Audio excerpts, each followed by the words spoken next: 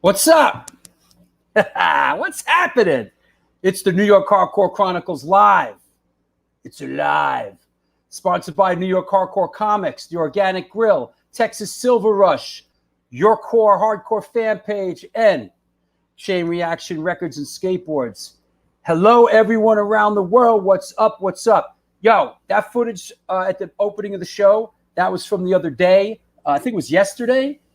It was apparently Chris Garver, the tattoo artist's 50th birthday, and some of his friends, as a surprise, put a bunch of equipment in the back of a box truck. John Joseph, I forgot what the name of the band was. John Joseph. They pulled up in front of where he works, and they sort of got him out on some like, "Hey, come outside. I want to show you something." And they threw open the back of the truck, and they busted out a couple of Cro-Mag songs. So that's pretty great. Pretty friggin' awesome. What's happening in Belgium? How are you, man? What's up in Texas, Joe? What's up in Barcelona? Yeah, that was New York. That was I think that was 6th Avenue, Avenue of the Americans. So there you go. What's going on in Colombia? Good old Colombia. There you go. What's happening, Kevin? Hope you're well, Drew. Psyched for this one. Yo, I'm psyched too. I'm ready, you're ready, we're ready. New York Hardcore Chronicles live, let's go. So here we go. Yeah, Gabe, that kicks ass. Hey, do me a favor, Gabe. No fucking dumb. I actually told our guest today I was going to watch my mouth. No dumb questions about Antidote on the show, please, Gabe. Okay, keep the antidotes. Stay on the Antidote page. And you can carry on. We're not interested in that drama here. Anyway, that said, let's talk about a couple upcoming shows. Let me clear the deck here a little bit. Clear the deck. Hit the deck. All right. Coming up this Sunday, super stoked. Our friends in Channel 3. What up? Cool. Mike and Kim from Channel 3 are coming on the show. That should be dope. A little West Coast flavor. A week from today is the premiere of the No Redeeming Social Value Rap Bones video. Special guest Dean Miller from No Redeeming Social Value. Our very special guest, Mr. Mark Scandato from Shutdown. So that's going to be a fun show. Premiere of the video. We'll talk some Shutdown stuff.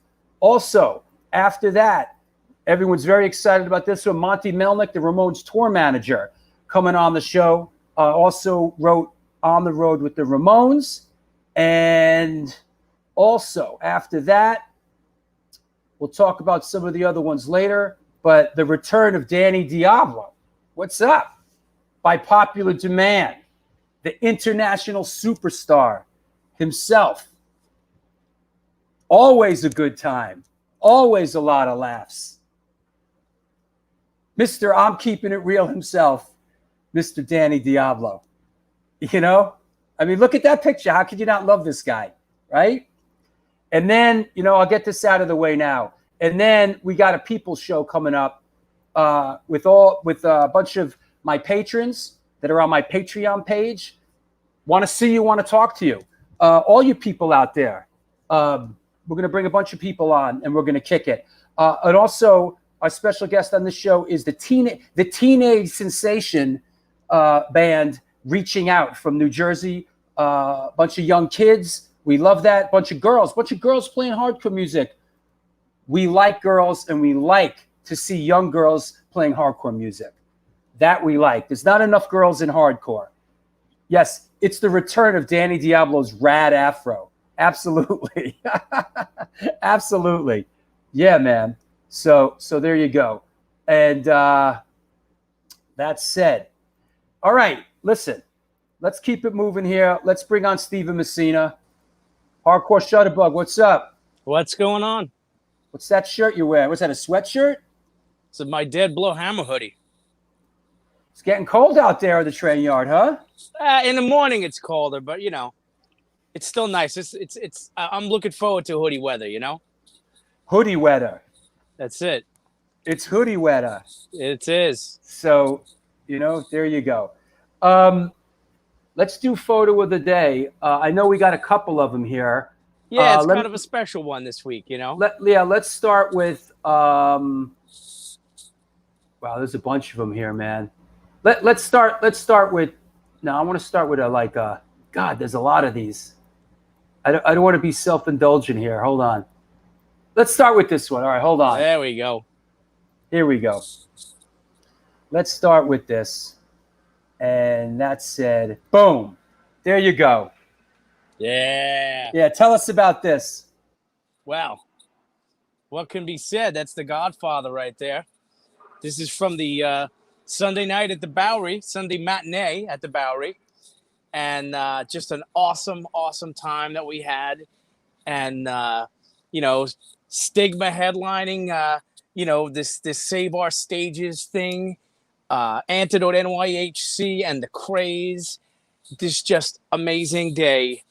And it felt so good to be in a room with live music again, and to take photos and just be around my friends. And we had great food. Organic Grill brought us food. It felt like we used to do in the old days before the apocalypse. Here's a good one. I like this. Even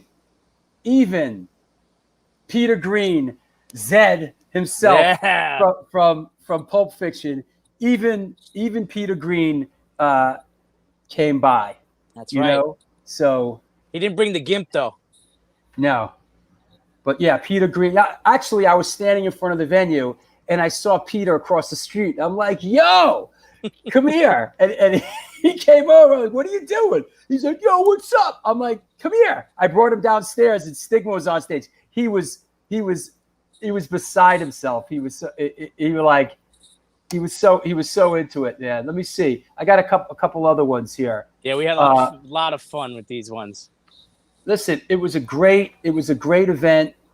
It was a great day. Here's a shot of Antidote NYHC. Yeah. With Tom Capone playing guitar, who's been playing with us, and all the hysteria surrounding this Antidote thing's interesting because we've been playing with Tom Capone for about a year now. So, but I guess it's finally kind of coming to light to certain people.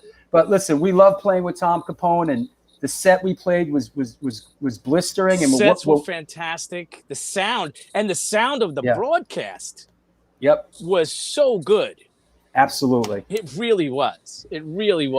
And everybody, the Craze killed it. I mean, it was such a fun time. And hopefully we get we make a little scratch for everybody, and maybe start making these things a regular thing, just so people, we could keep our friends thank Jesse and help them out any way possible. And hey, Metal Gabe, you're on probation, Metal Gabe, for even saying the word Antidote. But I will tell you this: the first show that Tom Capone did with Antidote is when we played the big show with Bungle, Mr. Bungle. Tom Capone played the Mr. Bungle show, which was what was that? 8 months ago now. February, I think, was it? Yeah, it was a while ago. So we've been playing with Tom for a while now. So this isn't news to us, man. And we love Tom, and we enjoy playing with him, and we're going to continue to play with him. And that's kind of what's up. I want to say, I want to put up, the show. The show is still available if you have not seen it. If you have not seen the show yet, it is available. Go to www.boweryelectric.com. This is the show that we're talking about. Hold on. This is the show. It is still available. You people in Europe, I know it was past your bedtime. So this show here is still available. www.boweryelectric.com. Go check it out. Support Save Our Stages. This thing was a benefit, 100% benefit. Bands didn't take any money. We're donating it all to the cause and to keep the stages hopefully open in New York City, man. You can't beat it for $10. Yep. Those sets, all three bands. Yep. you really can't beat it. It was such a phenomenal day, and just it pretty much was so far to me the most important show of the year. I mean, listen, you want to talk about how good it felt for you? I got to talk about how good it felt for me. To get up there and just howl. It's been a long time. Like, oh, you know what? And I could probably talk to our guest a little bit about this today. Is that like, for me at this stage of the game, like performing or singing or screaming my brains out is like a great release. And as I've gotten older, I've learned to sort of like channel it, and it's like a great release. It's therapy, it's an exorcism. When I was a teenager, I'd just get up there and do it. But now it's like I've learned to sort of like, blah, blah, blah. It's great, man. And I want to thank everybody that, man, the show was a success. A couple hundred people tuned in. It was really great. I just want to thank, really, from the bottom of my heart. I put a lot of hard work into that show. I really did. A lot of hard work, and it paid off. It's nice when hard work pays off, and that show was definitely one of them, and it's because of your support. So thank you. So there you go. It was great. And if you haven't seen it, see it. Yeah, man. So all right, man. Well, thank you. Thank you. Wait, one last one. How about one last? Let's do one more. Let's do one more, because this guy's important, man. This guy is the patron saint of the A7 and Bowery Electric. This is me and Jesse Mallon. There he is. Jesse Mallon's the guy that really gives us the venues, and he's an old school hardcore kid. He played in Heart Attack when he was 15 years old, and he's the guy that really enables us to have a home at A7. And he's a big reason why we did this, man. Is like, Jesse Mallon. Don't get it mixed up. Jesse Mallon is the patron saint of New York hardcore. Yeah, he really is. That said, bro, thank you, man. Thank you. I'll let you get back to work, and we'll see you at the end of the show. Thanks, buddy. Well, there you have it. Hardcore Shutterbug giving some love to the Bowery Sunday matinee thing that we just did. It was a great event, and thank you so much for supporting it. Let's keep it moving and grooving. Let's bring on Rat Bones. Hey, buddy. Hey, what's up, Drew? What's up? How are you? I'm great, man. I got a big spiel today, a good one. It's only going to take about 45 minutes. Hey, wait. One thing before you get going, all right? How about this? What's going on here? Oh, the food for Organic Grill, right? Yo, come on. You know what? How can I can't pass up this opportunity? Hold on a second. Whoa. Hold on. Can't pass this up. That's right. Organic Grill, everyone. Organic Grill's a vegan restaurant located in the East Village of New York City at 123 First Avenue, featured in New York Magazine, the New York Times, and Veg News. Their dishes have won numerous awards, including Best Veggie Burger. They make their own cheeses, sausages, and burger patties, and every dish on the menu can be made gluten-free. This year, they're celebrating their 20th anniversary, and they're all about having a great time while enjoying amazing clean food. After 3 months of being closed, they're now open for deliveries. Get in touch with them and order some great food at www.theorganicgrill.com. Organic Grill catered food to this event. They fed everybody. It was incredible. It was awesome. Thank you so much, Vlad. Thank you so much, Organic Grill. Yeah, man. I mean, and the best part of it all, everyone dug into those burritos and they were great. And then we found that other pan of like broccoli, right, whatever it was banging. So I want to start my segment off today. I'm going to give a shout out. I want to shout out Todd Hamilton, our friend Todd Hamilton out in Arizona, for hooking me up with this Fat District 9. It's a re-release of the South Bronx Memoirs. And he sent me that and this incredible rabies shirt. So I want to give Todd a thanks, man. My brother always looked out for me. Love Baby T. And I'm going to roll right into it. Off the Warzone shirt. I like to bump things off each other. So the other day I went to the flea market and I bought this random Cream magazine because, I like to resell stuff, and it was only a few bucks. But it was the day after a friend's passing. And it's odd how things happen. I'm looking on the very last page of the book, and I see get it in there. Nice. See this photo. And let's see if anyone can see what that is going on there. Well, I see a couple punks. I see my old friend Ethan in the back. What is it? Eddie Money. Eddie Money. What does it say?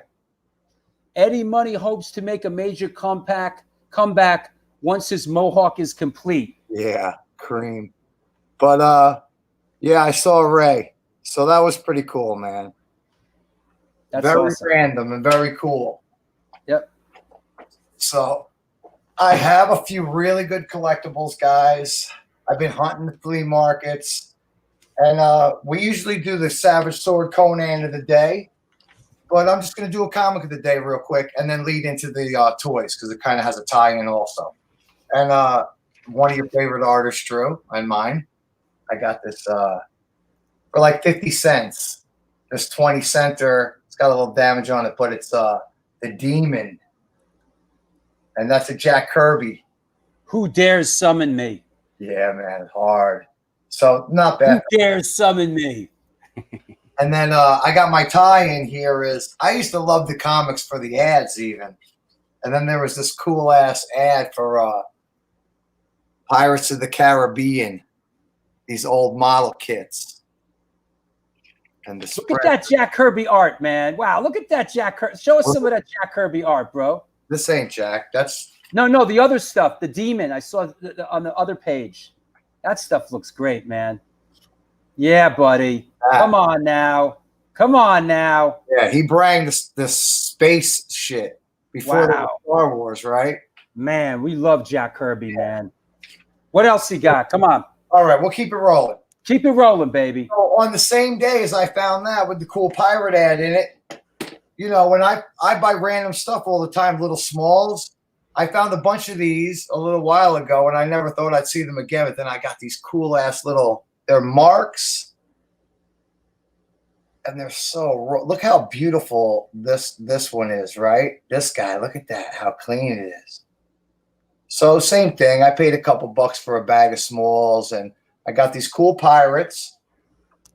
I got these cool cowboys. I like this shit. It's from the 60s, These cool cowboys and Indians. Politically incorrect. Right. These fly. You can see those good. I got them in camera good. Yeah. You can see behind them. But yeah, and I don't even know what company this is. And then I thought these guys were really cool. And I'll tell a story before I wrap it up that I was in a school once in I guess whatever, he taught history. He would take us out in the woods and do like Colonial Day, and we'd hunt Indians on the tree. We were little kids. And he had the whole place set up with like mount, like someone would do at a train set, but it was all colonial battles with the hill built up, and then all these guys, hundreds of these guys he had. So there we go. The election's coming up. We believe the Patriots are marching on. We're marching on. So yeah, I got one last thing. Come on, baby. Come on. Yeah, because this is cool. You'll love this. Right, go. You'll love this. Let me do my shtick. Remember these bad boys? Oh, yeah. Wacky. Oh, yeah. This dude. Wacky packs. Yeah, dude. I got a couple to show real quick. Yes. Jumps. Oh, Spills Brothers. Yeah. Uh-huh. Oh, Head and Boulders, of course. Classic. Of course. See, that's the original series, right? Yeah. This is the first wave, I believe. Yeah. What's that one? Snot Wheels. That was a classic, right? Nice. Those are good, bro. Fruit of the Tomb. I got two more. Glutton. Oh, yeah. That's a classic, bro. That's a classic. I remember that. Oh, yeah. Wow. Kung Fu. Yep. And I'll go. We'll get the last one. Dr. what? Dr. Popper. Popper. All right. So those are fun, man. All right, brother. Keep going, man. I got Burgess Meredith, Joe. I got we'll bring you back on at the end of the show to see Karl. What do you want? I got that shit, bro. All right. Can't wait I'll to see you in Karl. a bit. I love Karl. You know, I toured with him in the 90s. Sick ass tour, Downset, Crown of Thorns, Earth Crisis. We will see you at the end of the show, brother. I'll see you during the show. There you go, man. Listen, he's got a lot of heart, that guy. We love him. It's the New York Hardcore Chronicles Live, sponsored by New York Hardcore Comics, The Organic Grill, Texas Silver Rush, Chain Reaction Records, and Skateboards. Sorry. Chain Reaction Records and Skateboards is located in Lakewood, Colorado. It's the Rocky Mountain headquarters for all things punk, hardcore, and metal. Established in 2013, they have the largest selection of records, CDs, shirts, stickers, patches, and accessories between Chicago and Los Angeles. From the pit to the ditch, they've got your back.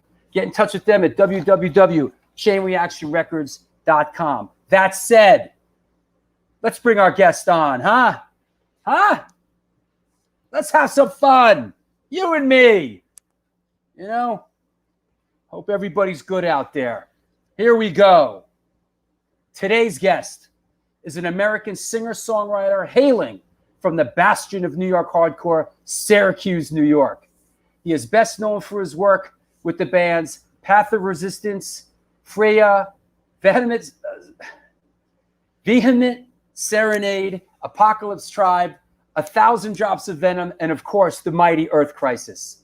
He is an outspoken advocate of straight edge and vegan lifestyle, and has addressed Congress regarding teens and substance abuse. Please welcome, rep it upstate New York, our old friend, Carl Begner. What's up? Howdy. Howdy. How you doing, buddy? Thanks for coming on the show. Good, man. Thank you for having me on. That was quite an intro. Listen, man, we do our homework over here, you know? Awesome. So you're up in Syracuse. You're a Syracuse guy, right? Lifelong, yep. That's incredible. Tell us to start out with, what was happening when this pandemic thing hit? Did you guys have any shows? Did anything like where were you guys at? Did you have anything going on or? Yeah, Earth Crisis was busy. I mean, we had been out to the West Coast. We had done the shows with Strife and Snapcase, which, you know, we'd recorded a live album with them called The California Takeover back in the 90s. And that was the first time we'd all played together since then. Wow. So shows set up, and there were plans to do the Midwest and Florida and hopefully Europe as well. I know we are scheduled to go over there in the summer. We're going to be our first show in Paris in like 10 years. Wow. So, you know, we definitely lost out on a lot, but at the same time, we figured, well, we could take this time to write. And I know that Eric and I put some new material together, and my other guitar player, Scott, did as well. So we'll hopefully be working on some split 7-inches with other bands in the near future. And just to interject here, our in the chat room, our friend, some guy in the chat room, Hoya Rock, asked Karl who his favorite Latino bass player in New York hardcore. I don't have to think about it too long. That's definitely Hoya. That's great, man. That's great. Hey, Hoya. Yeah. And Aaron says UK needs Earth Crisis to hit here also. So Awesome. there you go. So that said, now that you sort of set the table, you grew up in Syracuse. How did music come into your orbit? Did you grow up in a musical household? How were you exposed to music? Yeah, I mean, music has always been a part of my life. My mother got married later in life, and both she and my aunt were opera singers in Europe. So when I was a kid, I was going to see them perform. I was going to symphonies, and, my dad was playing, the whole other side of stuff, like, Sabbath or Queen. And he took me to see the Rolling Stones. So he was sharing his taste in music with me too. And that's obviously what I gravitated towards more. But yeah, I heard all kinds of stuff, and I was listening to, records my grandparents would play too, like Woody Herman and wow. Right on. Now we're talking. Yeah, so it's just like all kinds of music. And there were performers that that I would meet through my parents as well. Cool. And so what inspired, how did you get into music? How did you get into a band per se, or like musically, how did you make that jump? I started out in youth choir, and I played piano. Oh, wow. And then I started to get into guitar, and it just seemed normal, because that's like what my mom and my aunt were doing. That's awesome. But once I got into skateboarding and started to hear the bands from the early and the mid 80s, I was like, this is the best music on earth. Mm. Like punk, metal, and hardcore are incredible. They have so much energy. I love the messages. And, I've often described it as kind of like South Park before South Park too, with the comedy aspect of things. Like I thought that was wonderful as well. So I got my first bass for my 16th birthday, and bass is sort of what you gravitated to initially. Yeah, I started playing guitar, and I started writing my own songs and lyrics, and we didn't get out of the basement for a couple of years, but we were trying. We were putting songs together. Right. But by the time I was 18, Earth Crisis was on stage with original material. Wow. I read, I do my homework here. I read somewhere that you said that early on you saw the Cro-Mags "We Gotta Know" video, and that really affected and inspired you. And I quote, Cro-Mags "Age of Quarrel," still the greatest hardcore album of all time. Could you tell us a little bit about being a young teenager in upstate New York and kind of seeing that video and how it affected you? Yeah, I mean, that video was the gateway into authentic New York hardcore for us, for sure. And I think it was on Night Flight, if memory serves correct. But I mean, that 2 minutes, it really captured the magic of that band and the spirit and the power that they had and still have. I mean, we saw John Joseph play, I think last summer, and it was incredible. The set was flawless. So yeah, there was something about it, so much power with those songs, and everything was like reality based. Yeah, I think it's interesting because in my film, that I directed, the New York Hardcore Chronicles film, I interview Harley Flanagan, and he says that the We Gotta Know video was really important because a lot of people in their little towns or in the little nook and cranny of wherever they lived, it was the first time they ever saw anything like that. I'm not saying that's the case with you, but for a lot of people, that video was really their exposure to sort of something, of that magnitude, that reality that, there's this heavy and hard music is out there and it's real. Oh, that's absolutely true. And I got to say, Syracuse had a very cool punk scene back then. Right. I mean, the Catatonics put out a 7-inch called Hunted Down. Oh, wow. And the drummer Belvey played with 7 Seconds. And I think 7 Seconds toured with Youth of Today in the mid 80s back then. And we had another band called Fast Furious Death. We had a comedy core style band called Milton's Disciples. So we definitely. Whoa, Milton's Disciples. Wait, I got that somewhere. Hold on. Go on. Wait, I got that. Where is that? I got a good one. Their big song was E.T. as in E.T. the Extraterrestrial. E.T. rules the pit. That's awesome. Yeah, they were great. That's awesome. What happened to my Milton? I had a Milton Disciples flyer. Damn. Yeah, I had it somewhere. But yeah, Milton's Disciples was like one of the first Syracuse punk hardcore bands.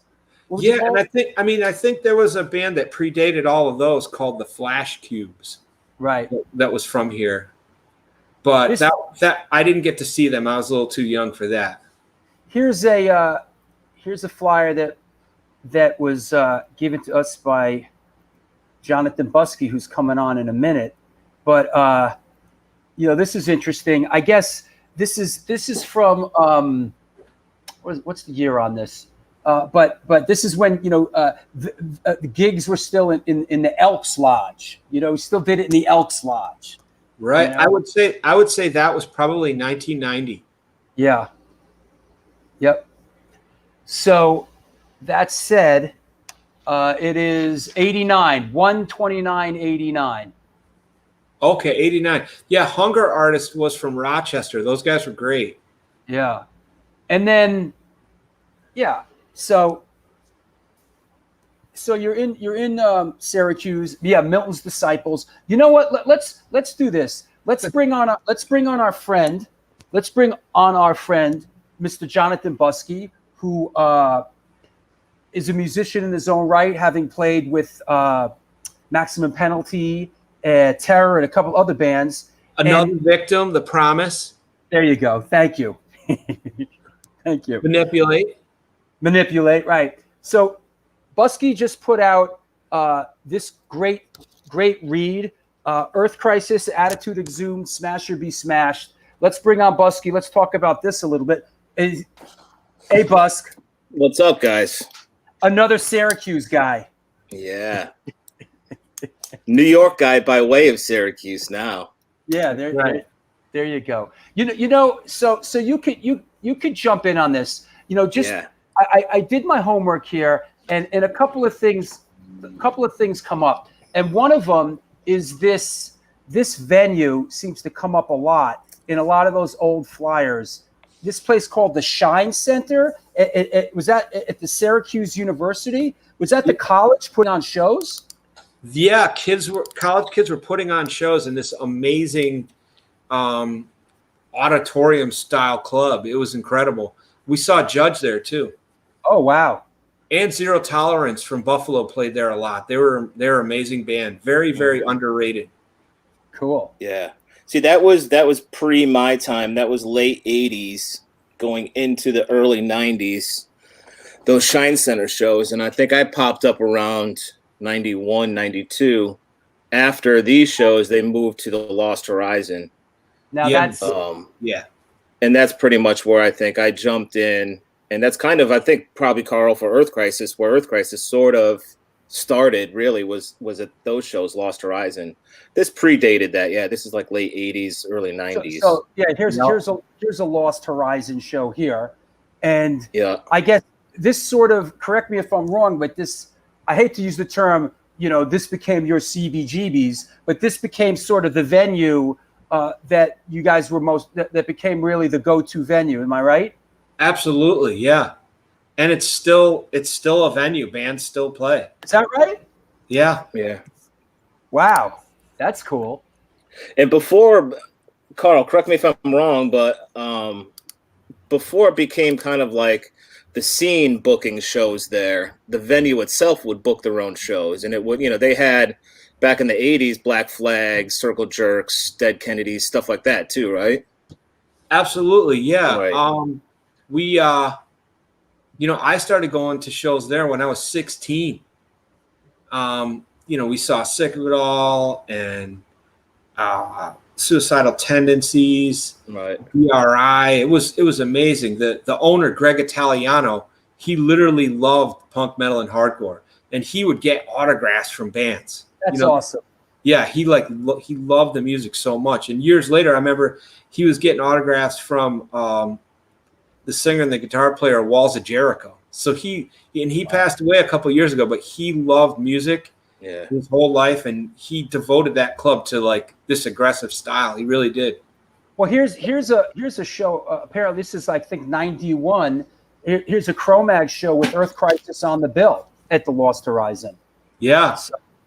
Yeah, they bailed on that show. They didn't end up playing, actually. Is that right? Yeah. They bailed on that one, I remember. Wow. We saw them at the Lost, but I don't think we played with them there. No. But they played their own show at the Lost shortly before or after that. But yeah, I mean, that club was incredibly supportive of everything that we're all into. Mm-hmm. Yeah, that's sometimes in these places there's like a special person who has a real inherent love for music, and it really carries the day. And I think that's the case in a lot of places, not just in America, but around the world, where sometimes the stars line and you have a real music lover who opens a venue and has a real passion and really, goes above and beyond the call of duty, to bring his love of music to other people, Yeah, and he did. Greg really did that. That's cool. Hey, Busk, let's talk about this a little bit. What was the impetus to putting this together, and explain to everybody out there exactly what this is? Well, it's basically a book which was intended to just be a fanzine, just a half-size fanzine. I got rolling on it, and being just, a fan of the band, I just kept going and going and digging deeper and deeper. So it was a labor of love that I started, when the pandemic hit. I was supposed to be on tour, and the tour got canceled, so it left me with a lot of free time. And I ended up just sort of starting in on it. And it was supposed to be a weekend project that turned into a 5-month, ordeal. But I don't know. I mean, I was trying to make a career spanning thing, but then I realized that Earth Crisis is way too big of a thing for me to try to condense into a little tiny book. And, I'm not an author or whatever. So I went with just things that influenced me directly from the get-go. And I gathered a couple interviews and essays from friends of ours throughout the years that, were there from the jump, and, interviews from people that I know were affected by it. Freddie's in there. I know you guys toured with Madball, and they always speak highly of touring with you guys. Scott Vogel from Terror, just people of influence that this band has influenced over their 30 years. I love one of the opening sort of articles, I'll call it, by this guy Carl Gambrell. Yeah, I thought it was very well written and very really nailed it. Very good. But I just want to say for anybody out there, there's where you can pick it up at www.anattitudeexhumed.com. It's really great. All you big Earth Crisis fans out there, and Jonathan Buskie fans. Yeah. Listen, there's a lot of awesome Earth Crisis stuff in there that was dug up just for this. A lot of very cool pictures. There's I don't know, the first Earth Crisis show where Karl was actually playing bass. Come on now. You mean we've got those here, but yeah, there's pictures in there. There we go. Look at that guy. Look at those lovely locks. But yeah, you know, these are exclusive to the book. Obviously, they're exclusive now here too. But yeah, there's some really cool stuff in the book. But shout out to our friend Mike Hamaker. I know he's watching right now. He took these pictures and he wrote a great entry in the book too. And he was there from the ground up. You know, Karl, he was on that first tour with you guys, and he had some really cool stuff to say. So yeah, anybody that's been into Earth Crisis, this is definitely a cool little time capsule for you to check out. Fantastic. And Karl, what's happening here, Jaco Pastori? So we're gonna tie it in. There's a lot of layers here. But so when Earth Crisis first started playing, you were playing bass and not singing. Is that right? Yeah, that's right. Nobody wanted to be the singer. Everybody kept quitting. and nobody liked my lyrics. They were like, these seem a little offensive and forceful. I was like, okay, well then I'll do it. I can sing and play bass. And Scott's buddy Bulldog, he was like, why don't you just sing and we'll have Bulldog play bass because you're really not that good at it. Right. I have another one from that show here.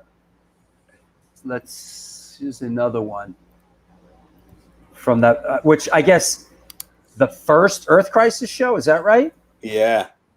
Right. Now, who's this, Buskie? That was sent to me, and I was told that was Karl. Yeah, that's Karl because there's the Upstate strap. Yep. Right? Isn't that the Upstate strap that you were using from? Yeah, because we were connected to a straight edge band from Utica called Upstate, and their singer was our guitar player. So we would borrow their gear and just kind of tag along on their shows. Yeah. So you did the first Earth Crisis show, and you're playing bass, and you have another singer, and then correct me if I'm wrong. You guys the project kind of closed down for a while, and then you picked it back up with you as the singer, correct? Correct. Yeah. Yeah, and it took a while. I mean, there was a couple cave-ins, so I had to rebuild it. But once I found Scott, he loved the riffs, he loved the lyrics, he liked the overall idea, and he knew a lot more talented musicians than I did. So things really fell into place quickly. Like we had a 7-inch out within 6 months of that new lineup coming together. Cool. Yeah, here's another. I guess this is around that era. This is 92. Yeah. Right? And I mean, I think it's safe to say that, and even I down here in New York City, it was kind of known that Syracuse had a very vibrant scene in 1992. Things were really starting to pop. Am I right? Yeah, absolutely. I mean, it was us and Green Rage, Juvenocracy. Wow. Who else, Buskie? Solstice was around at that point. Yeah, that was Buskie's. Dave Majeski. Dave Majeski's band, and he passed away, but he was a great guy. I went to high school with him. He was a good skateboarder too. Yeah, Blood Runs. But even outside, I mean, even some of those underdog bands, Blood Runs Black and Fusion. There was some. Why do you call them underdog bands? Well, because Syracuse at one point was really known for sort of vegan straight edge, Yeah. But then there was a whole side of, there was more of a framework. Yeah, there was tons of bands. There was tons of bands, and those guys usually got a lot of the recognition, whereas there was also some of these other guys, playing metal stuff, more metal stuff. I see. But they would get on some of the hardcore shows, and it was pre-metalcore, really. When you think about metalcore, this was pre-metalcore, before that term. Right. And Blood Runs Black was one of those bands. Uprise. Yeah, Uprising was one. There was also Violent Fury, who was, they're not a hardcore band, but they were definitely a band in the Syracuse Chronicles that probably could get mentioned. They were pretty well known. Manslaughter too. Yeah. So, there was bands, there was a scene, but I think that at those early 90s, I think that just Earth Crisis kind of taking off kind of led to more of a vegan straight edge Earth Crisis centric oriented scene, Now this is one of your photos, right? You took this. Yeah, I think that was from that show, that 108 show from 92. Yeah, right. And I want to say this was my first time actually seeing Earth Crisis. So 92 was at this show. But that's the Lost Horizon there. And, it was a great venue. There used to be a pole in the middle there where Scott is standing up. I love those clubs that had the pole right in the middle of the dance. But it was great. I remember seeing Shelter there, and Ray Capel would spin around on that thing and do stage dives, and it was a great venue. But that was 92, I believe. That picture. Here's another one from that same show. Boom. That's from that same show. Yeah. Yeah, see, there was like this little wall barrier thing there that people used to get up on and jump off and stuff. Oh, I see. Right. Yeah, so that's like a little wall that was kind of supposed to be a barrier, so people would get up on that and jump off. But that's our friend Pig jumping off right there. It was supposed to be a barrier, but in the end, what it really was just an obstacle for people to hurt themselves on. Exactly. In a launch pad, something to have to clear. It was really, in the end, just something where it was just an invitation for lawsuits, really. Exactly. It's supposed to deter you from doing the things that it actually helped you do. Right. That's funny, man. That's great. So cool. Once again, everybody out there, I can't say enough. This is really well put together, well written. Please support. It can be purchased here, www.inattitudeexhumed.com. It is really great for all you Earth Crisis lovers. So that said, Busk, thanks for coming on and talking about it a little bit, man. Definitely. Thanks for having me. And you got to come on. You got to come on. Again, and we'll go deep on some other stuff, man. I'm always down. You know that. Thank you, brother. I'll talk to you soon. Cool. Carl, love you guys. Peace out. Much love. That's our boy right there, huh? That's right. Oh, you know what we didn't get into? How you've known him since he was how old? He showed up when he was 10. What? He showed up at Hardcore. Wait a second, Buskie. I'm still here. You're back now. You're back now. Is that right? 10 years old? Well, it's in the book, kind of. I showed up at a playground that Karl used to hang out at because you got to read the book. It sounds a lot creepier. It sounds a lot creepier now than it actually is. But Karl used to chill at this playground with this girl. And she was the singer. She was the singer of Civil Defense. See, so it's all punk rock related. It's a really great story. She was the queen of Auburn punk rock. We can end the show right now. But yeah, I was a little kid, and I used to go to the school that was by my house and hang out in the summertime. And he used to skateboard at that school because he used to hang out with that girl. So I was 10 years old, and I went up there one day. And for the record, she was much older than me. Yeah. If anyone was being victimized, it was me. Yeah, exactly. Exactly. True. You know that's true. Absolutely true. I was a teen, and she was in her 20s. Yes. Oh. Yeah. So I ended up at you had me at the playground. I know. I wish there was a better story. I wish I could say that we were, in a back alley somewhere, but we weren't. We were at the fucking playground, and I saw this guy skateboarding, and I was like, wow, he's a great skateboarder. And it turned out, years later that I went to a hardcore show, and it was him singing. Okay. You know, so that's how it sort of happened. Is like I met him in '85 or something, and then by '92, when I first went to see Earth Crisis, like I was like, oh shit, that's the guy that I met from years ago that was skateboarding. You know, Hardcore. Steve Buskie says hardcore cougar. yeah, she was Yeah, back then. exactly. She was. She had like a shaved head. You know, she was cool. She was like the queen of the punk rock girls in our There's city. one in every town. Yeah. Yep. That's awesome, bro. Listen, you just made me laugh so hard that it's all good, man.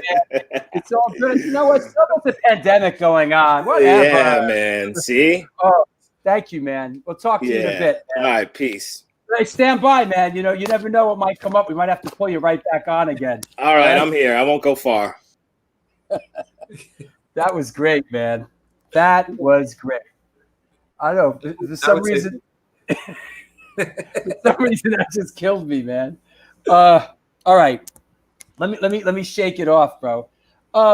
There's a lot to talk about with you, and other than kind of the music stuff, and it would sort of be a disservice to have you on the show and not get into some of this other stuff, like the straight edge thing, and some of the other stuff. Let's touch on the straight edge thing for a second. How does straight edge come into your life? What's sort of the timeline on that? Well, probably the same thing for you. It was Boston, you know? Yeah. Like, I was way more into what was coming out of Boston with like DYS and SSD and Slapshot than anything else. I mean, I thought that was perfect. And then I loved Youth of Today and Judge. Like, all those bands were incredible to me. They were a huge influence, and we loved Uniform Choice and Unity and No for an Answer. Like, we saw all of them. We would travel to Buffalo to go to shows. We'd go to shows in Albany when I was a teenager. So we got to see a lot of them. We got to see our heroes. That's great. And hey, look who's checking in. Al Barill's listening. That's great, man. Hey, Al.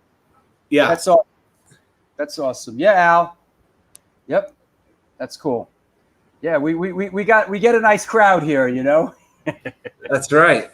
But let me say, yeah. So, but was it for you as a teenager? Was it something you just never got involved in? You never got into drinking or smoking grass or anything like that? Is it the straight edge thing just immediately speak to you, or was it sort of a trial and error thing? No, I think it was definitely a trial and error thing for most of my friends, but for me, it was a little bit different. A few houses down from where, my parents had our house, there was a guy who he was drinking and he got head-on collision on the highway with a family, and everyone in the car died. Oh my. Yeah. So he lost his license, and that was, news around the neighborhood for sure. And it made me think, wow, I don't want anything to do with anything like that. Yeah. So it literally scared me straight from when I was a kid. I just never wanted to try it, It's interesting because it's another world and another culture that I grew up in. I grew up here in New York City, and the car culture was not something that was part of my life. Like I never, as a teenager, it was never don't drink and drive, because like my friends growing up, we took the subway or we took a cab or whatever. So it's interesting in that regard. It's only later that raising a kid that was a teenager, like my greatest fear was I would tell him, just please, just don't get in a car when people are drinking. It's so horrifying to me. It was so scary to me. And thankfully, he made it through that point of his life. He's 20 years old now, but that was always a really horrifying thing. And you hear these terrible stories of people drinking and drugging and getting behind the wheel in places where you have to have a car to get around. Yeah. Yeah.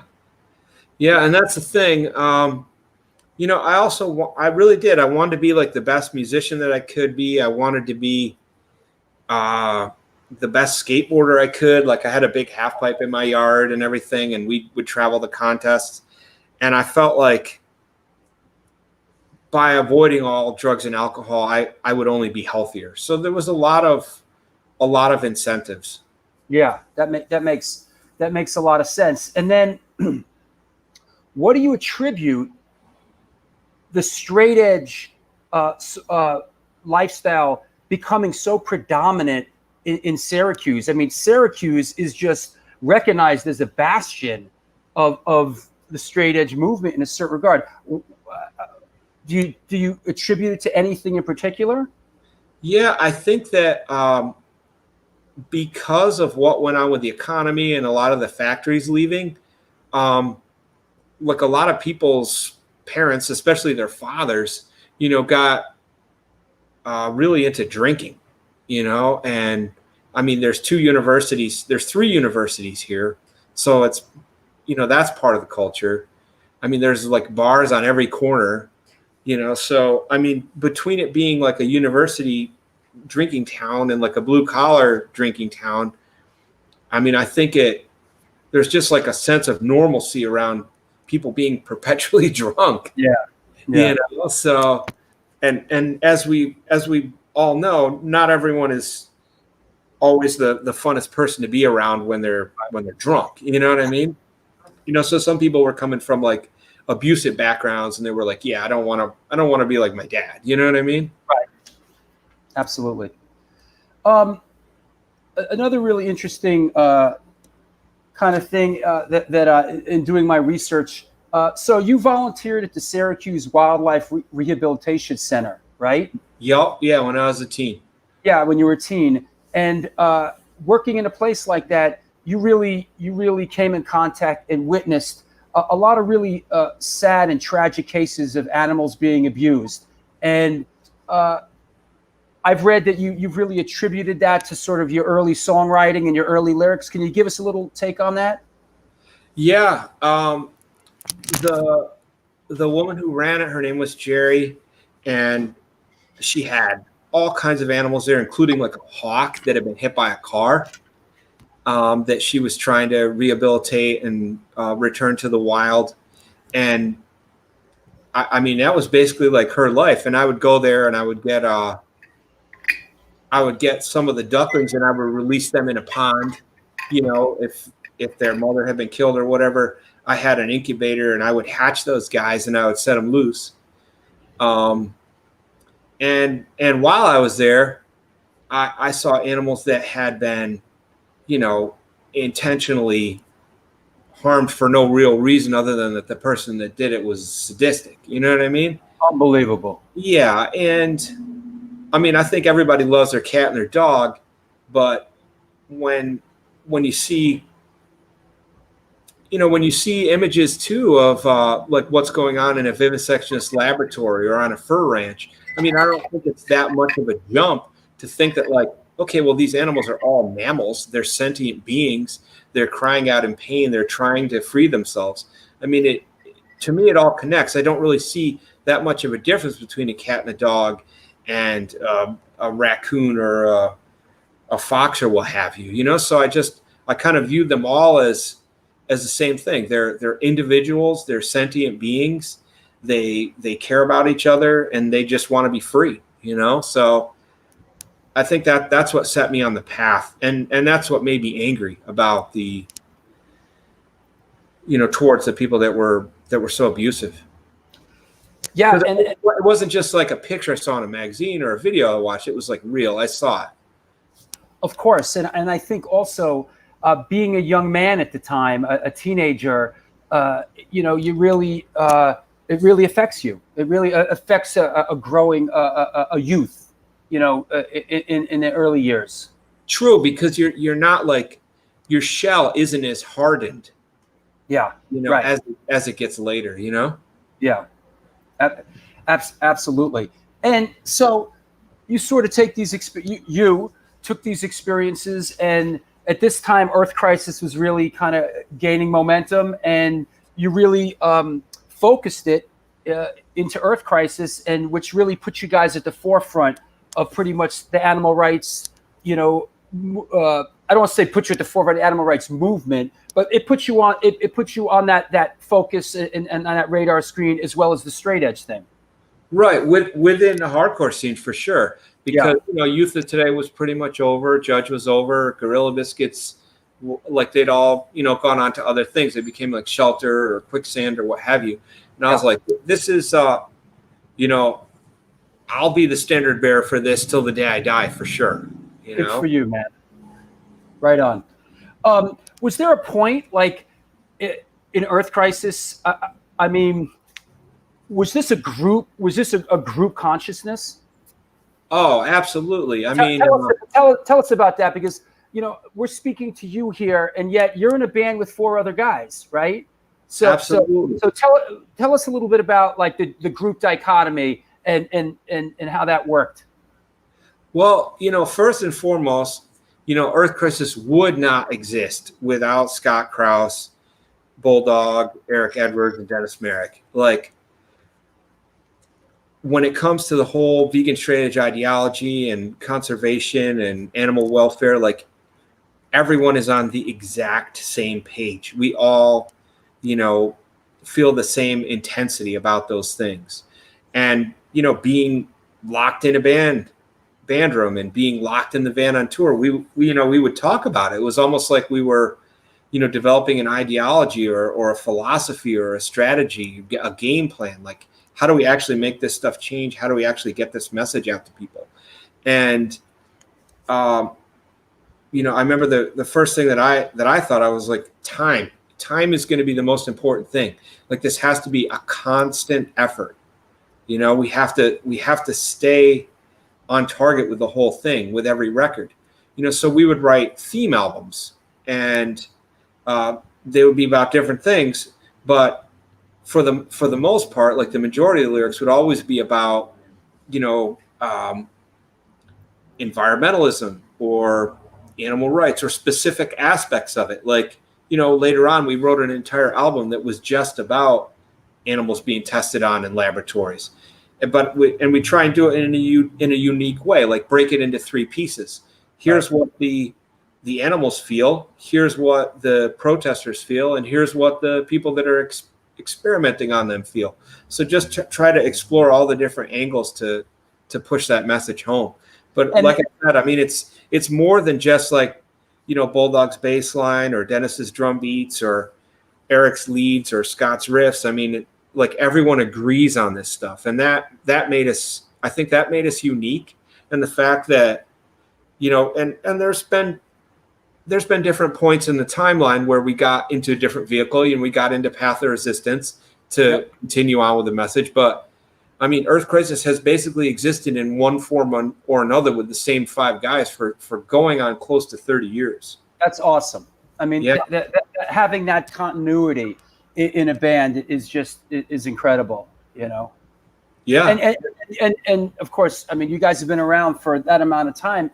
It's safe to say you guys grew up together. We absolutely did. Yeah. And it was very difficult truthfully too. I mean, we were living on top of each other in a van while, we truthfully were all, I would say all of us were, had PTSD that was like, it was undiagnosed, untreated, so we were trying to work out our own problems, right? Trying to quote unquote save the world.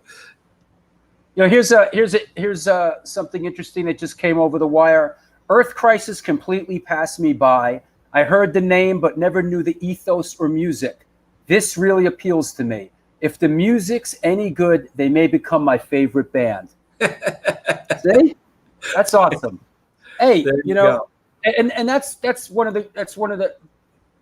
the great things about this platform that we have right here, right now.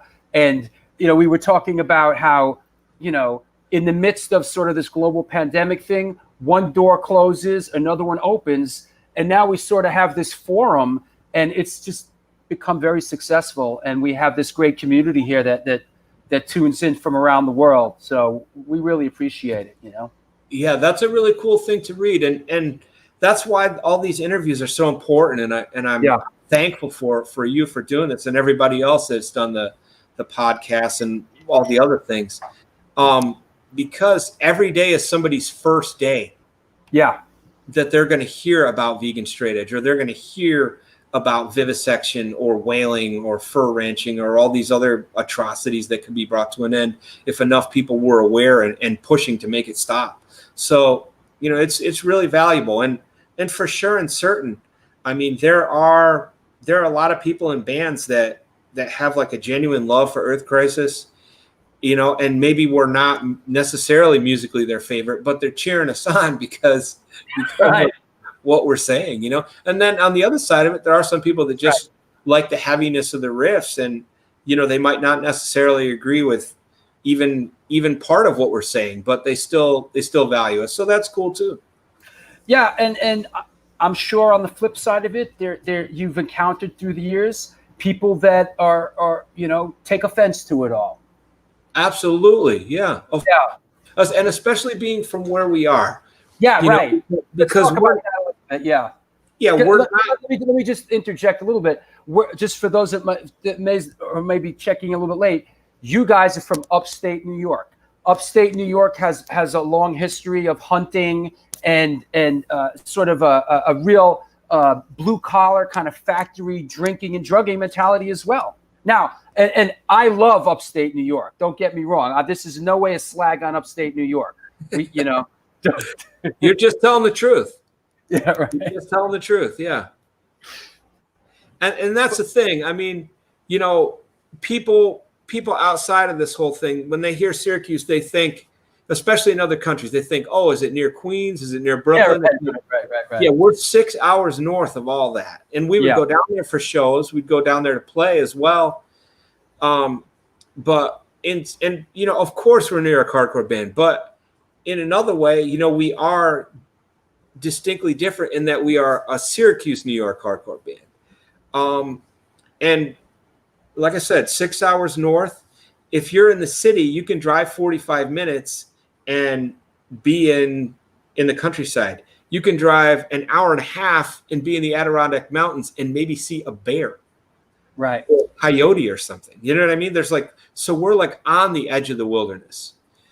And you're right. Like everyone's dad's hunted and fished, and like my god cousin grew up as a trapper in the hills. Like that, he would put his daughter in a backpack and go out and check his trap line. That was his livelihood. So I mean, all that stuff has surrounded us. It's almost part of the life's blood of upstate New York to a certain extent. Absolutely, that and farming. You know, so this is not something we're removed from. Oh, well, these are city guys. They don't really know what they're talking about with this whole animal rights thing. You know, it's like actually, I think because of where we grew up, we have a better understanding of the reality of it. And I thought, you know, it's like you'll never hear me say anything against against a family farm where animals are treated with respect. But what, you know, everyone in Earth Crisis, myself included, obviously, of course, is against is the mechanization of the whole thing with factory farming, you know, where animals aren't like, quote unquote, a part of a family. They're just an object. They're just a number, and they're being processed through the plant. And that's disgusting. I mean, because then they're being abused and they're suffering, and they're never treated with any type of affection or consideration at all. And a lot of this stuff is, you know, it's new and it sounds weird. Well, why is this guy so riled up over this? And what I hope these interviews will be is a starting point. You know, it's like day one for somebody. Well, maybe I should look into it. Maybe I should look at some of these videos that are up of what actually goes on inside a vivisectionist laboratory or a slaughterhouse or what have you. Because like I said, I mean, these animals at the end of the day, they're really no different than your cat or your dog. Makes sense. A little message from our friend Mike DeJean checking in. We need Earth Crisis ideology and message on blast more than ever because y'all didn't listen the first time. Love you, Karl. So from our friend Mike DeJean. One of our heroes. Yeah. Astoria, Queens represent Mark DeJean. That's right. So, and also all the other lurkers out there. You know, my show's got a lot of lurkers. You know, it's like the show ends and I'm like, wow, you know, 5,000 people watch the show. There's a lot of lurkers out there, you know? That's pretty cool. Yeah. Pretty cool. So I mean, also upstate New York. I mean, we don't need to get into this, but I know the fracking thing was a big issue up there. For a while. Yeah, they were trying to do that near me, and I think the rig exploded. Yeah, they're trying to do that near me, and that's the thing. I mean, the whole environmental devastation of Onondaga Lake is something I've only started to talk about in the last couple of years when I've done these interviews. Syracuse is on the shores of a lake that was basically used as a dump site for PCB rather, and toxic waste sludge from different factories that were on the shore. And, they said that they were going to clean it up. And basically what they did was, they quote unquote vacuumed some of it out, but then they said, oh, well, we're putting liners down. We're going to contain the contaminants. And there was barges out there. And I saw this with my own eyes from the shore, from my truck. They put these sheets of plastic down or whatever, and then drop big rocks on it. It's like they did that. They did that in the Mississippi. They did that under a rug, They did that in the Mississippi too. They just kind of like coated the whole bottom to contain it. But I mean that's not a real remedy to me. No, that lake is still polluted. But and that's what I heard when I was a kid. That and a lake in Mexico were the two most polluted bodies of water in North America. Al Baril says GE loves those New York waterways. Yes, Al. Al Baril was a long-time employee of GE for many years, and put in his time. And GE and also, what I just saw that I really enjoyed. I've talked about it on the show. A film called Dark Waters. You see that? No, I haven't heard of it. Very, very good. It was about DuPont and how DuPont dumped chemicals into the water table for many years, and a whole town became really sick. And how the battle. I think it's Dark Waters. It was called Dark Waters. Mark Ruffalo's in it. It's Mark Ruffalo's vehicle, so to speak. It's his film. I highly recommend it. It's really. Here you go. Here, DuPont is worse. See, that's what reminded me of DuPont. Like, same kind of thing. But listen, this kind of goes back. Dark Waters. Dark Waters was fantastic. Teflon. It was about Teflon. How the chemicals. Okay. And which is an incredible statistic that I don't know exactly what the chemical is in Teflon, but pretty much every human being on the planet Earth has a trace of it in their system at this point. Every human being on the planet Earth. Congratulations. Yeah, right. Crazy. So there we go. Going off on a couple tangents, but that's okay. That's good. Yeah, and that's the point I was trying to make. It's like, so the whole animal rights thing started, like the origin of that started from a real place when I saw those animals, and the whole environmental thing started from a real place of just looking at that polluted lake and the other polluted lakes north of us in the Adirondacks. Like when I was a kid, there was acid rain, so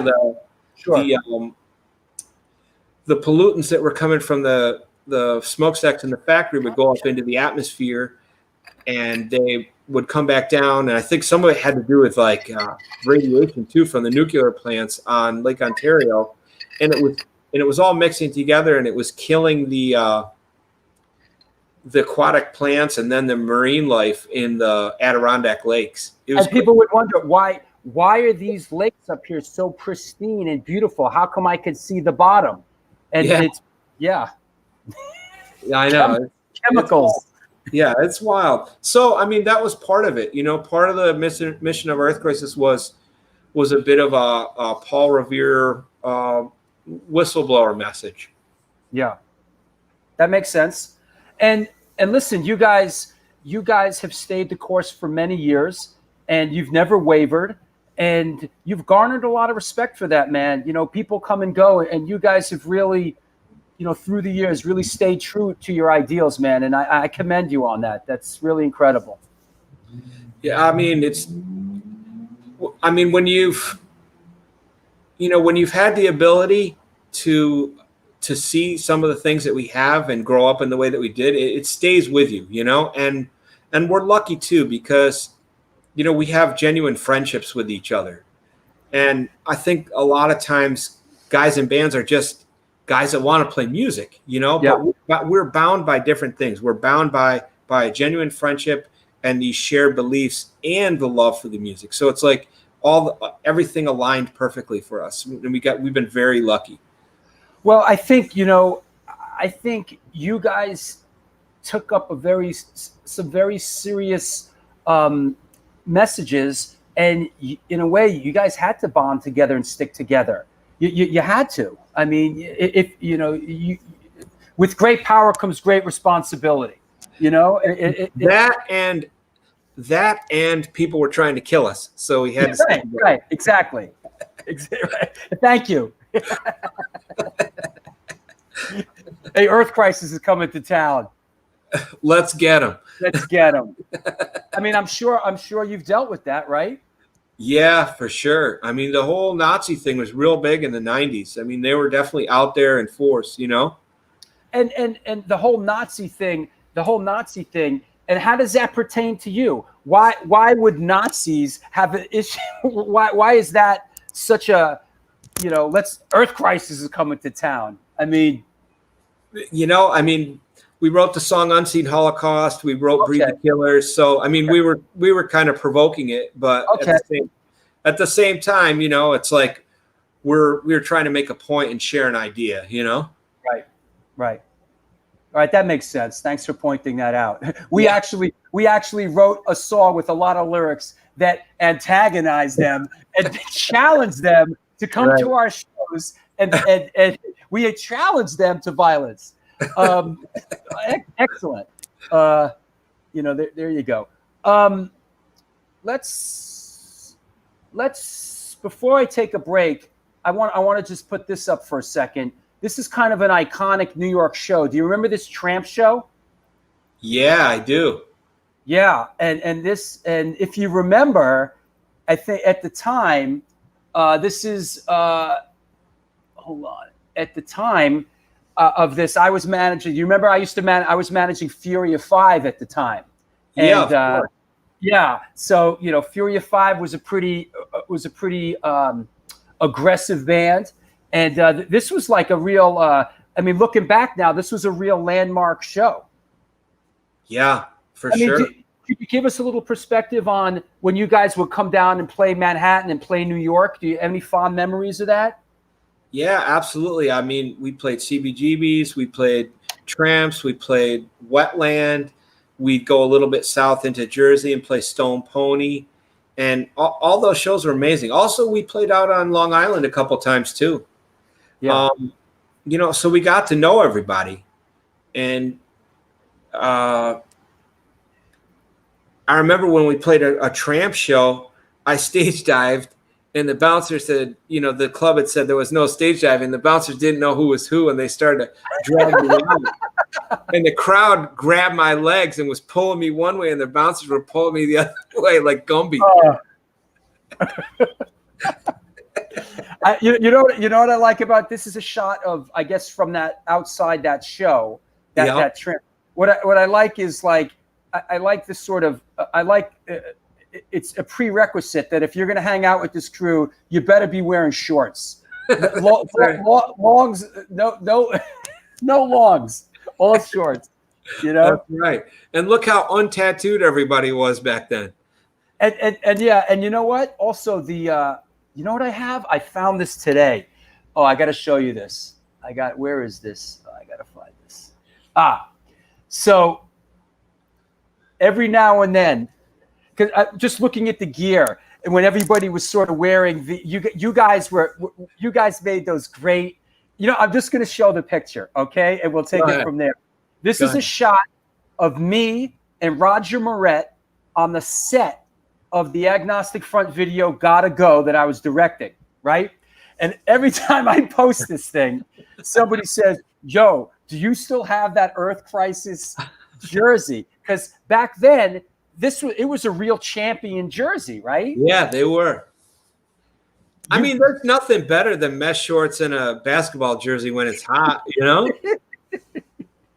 This was and from what I understood, from what I remember, somehow was it you guys that somehow developed the connection where you got all these jerseys. They had slight imperfections, and you guys would get them, and then you would silk screen on them. Is that right? That sounds right. Probably worse than minor imperfections. Slightly irregulars. Right. But, and some of these things were really nice. They were like quality, double-sided. They were friggin' nice, Yeah, they were. And you got to forgive the basketball jerseys because we are from Syracuse. So right. Everybody, it's like being from Indiana. You just have to play basketball. Orange men. Yeah, you're not given a choice in the matter. You're just handed a basketball.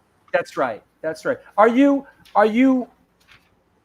a sports fan to date at all? Do you enjoy sports to date? Watching sports, or are you a basketball fan? I like basketball, but I'm more of a. I mean, truthfully, I'm a skater. That's what I grew up with. I still love that, and I love mountain biking. And I started maybe like 10, 12 years ago. I started kayaking and moving water. Like not actual white water, but close enough. You can still drown. So, and that's fun. But I do watch baseball. I do watch hockey. I grew up playing street hockey. That's cool. Yeah. Hey, let's. I gotta take a break and shout out my sponsors. Okay. So hang with me a minute, and we'll come back and we'll take some questions from everybody. All right. Okay. Sounds good. Okay. What's happening? I hope you're having a good time because I really am and really enjoying today's guest. This is the New York Hardcore Chronicles Live, sponsored by New York Hardcore Comics, The Organic Grill, Chain Reaction Records and Skateboards, and the Texas Silver Rush. The Texas Silver Rush, my friends, is a jewelry design firm and boutique store located in the birthplace of the Texas country music scene in Fredericksburg, Texas. They specialize in working with musicians in all music genres to create and design unique one-off pieces, as well as to style them for stage, album covers, promo, photos, and social media exposure. Their client list includes Rock and Roll Hall of Famers Greg Rollet, Ringo Starr, and of course, Agnostic Front. During this current pandemic, all information and online sales are being taken. Their Facebook and Instagram page, and of course, www.texassilverrush.com. And also, while we're at it, New York Hardcore Comics opened back in 2013 when lifelong friends Debo the Pro and Lee Fairley combined their collections and obsessions for comic books, punk rock, toys, statues, magic, the gathering, and all things horror.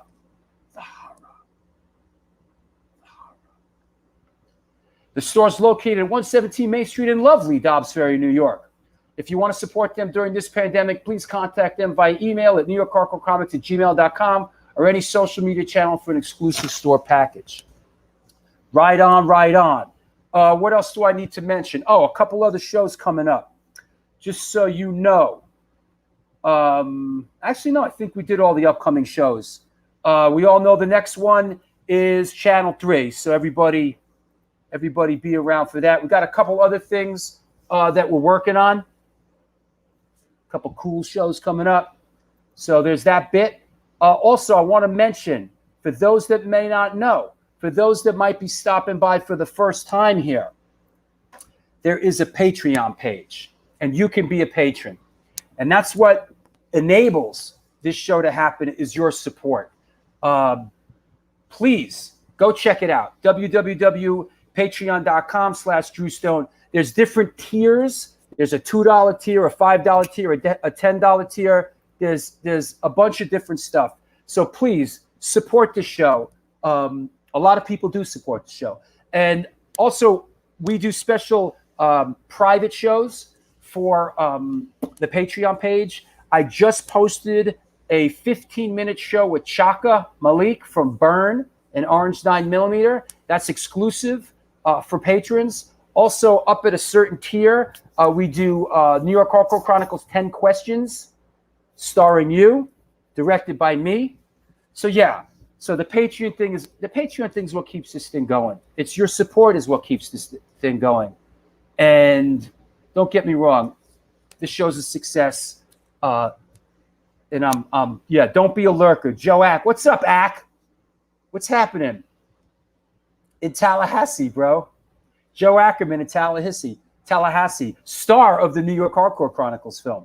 So there you go. Yeah, you dug the Ghost Decibels. That was cool, right? We're gonna do a bunch of private Patreon shows. I'm releasing. You know this. You know what just happened? It just happened again. I put a photo up on the New York Hardcore Chronicles page, and 5 minutes later, I open up Instagram and I see it everywhere. So it's kind of a drag at this point to put stuff up on the internet, unless you just want it everywhere. So the Patreon page is our community within a community. So once again, please check it out. Just go check it out. Go, do, fly, be free. What else? Let me see. What else? You know what?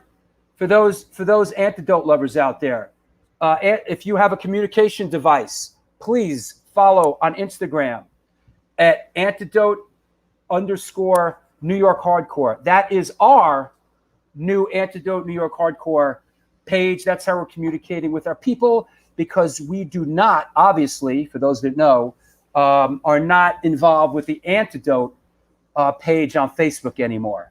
So that is how we're communicating with our people. Go check it out on there. What else? Vinny Doak. What's up, Vinny? How you feeling? I hope you're doing better. You know, I see you've been having a hard time with your physical container. Come on, if you watch this show, give at least $2. There you go. Just go support the lad. There you go. Yep, respect. Join the Patreon clan, my clan. You know. So there you go. Am I forgetting anything? Why do I feel like I'm forgetting something? Anybody in here? Am I forgetting something? It's a weird feeling, you know. Hey Dale, my pleasure. It's what I do. There you go. Dang, missed it. We'll be looking forward to the recording. What'd you miss? We're still doing the show. Are you a Patreon or a Patreoff? That's good. That's good. You're good. You're good. Okay. I think, is it Sunday yet? No, no, not yet. Let me think here. Let's take some questions for Carl from Earth Crisis. Please, if you have any questions, if you asked questions earlier on in the show, please repost them. So we can. You've never signed up for anything on Patreon? I'll tell you what, bro. Here, just for you, because you're a taker and not really a giver. Just for you. Here is. Where is it? Hold on. What the hell is it? Here you go. How about PayPal? Is that in your wheelhouse, bro? How about PayPal? There you go. Stone4124 at AOL. If the Patreon is too much for you to wrap your head around, and yet you feel, you know what? I watch the show all the time, and I've never really contributed anything to it, and I realize how much work goes into it, and I want to support it. If the Patreon thing is too much for you to handle, there's the PayPal address for you. All right? Yeah, too complicated. Right. There you go. All right, enough. Enough with me shilling. Enough with me shilling here. Let's bring our guests back on. Let me get these banners off. You know, there you go. Boom, boom, scala, boom. Let's get it off. Let's bring Karl back on. Hey, buddy. All righty. What's the first question? Let's see. Let me see. Oh, for Karl. Streets or bowls? Skating wise. Ramps. Okay. Here you go. This is more like it. Yo, Carl, how influential was that trip to DC for the March for the Animals? Stopping to see Gorilla Biscuits and stand up at the Anthrax on the way and hitting up the Krishna Farm in Maryland must have been 1991. Yeah, that's all true. Yeah, that was incredible. And the guy who draws and writes Bloom County was there, and he spoke, and he was awesome. Oh, wow. Yeah. I forgot For those of you like the comic Bloom County, I mean, Yeah. I'm a lifelong fan. I was Yeah. really stoked to see him come back and do those new books too. That's awesome. Wow, that's cool. What else we got here? Huh. Okay, well, this one made it past the censor. Karl, can you give us some dirt on Cleveland, Ohio, and EC? What's EC? Earth Crisis. Earth Crisis. Something funny? Obviously not something bad. I've seen nearly all Earth Crisis shows since the beginning. Okay, he's not looking for some drama. He's looking for maybe a funny anecdote. I mean, you guys have played Cleveland and Ohio quite a bit through the years, right? Yes, that's true. And I mean, my favorite Ohio straight edge band is always going to be Battleground. There's no getting around that. Love that band. Straight Edge Soldier is an anthem for the ages. Yeah, we had great shows at Peabody's. We had great shows down by the water. And as far as nefarious characters, they never managed to scare us away. You know, we always came back. Gotcha. What else? You mentioned the skating thing. The skating thing gets airtime here. Yeah. It does. You mentioned you had a half pipe in your backyard. So is big air your thing? I was into BMX and loved the ramps. Our roadie Chip and Scott were big time into BMX. Like they could bunny hop like 2 feet high in the air. They're both amazing to this day, especially Chip. He's really stayed on top of that. But for me, truthfully, it's like I was all obsessed with like the lip tricks, like backside bonelesses and sweepers and creepers and fast plants and all that kind of stuff. So that's pretty much what I was doing on the half pipe. Here's one from our friend Linz.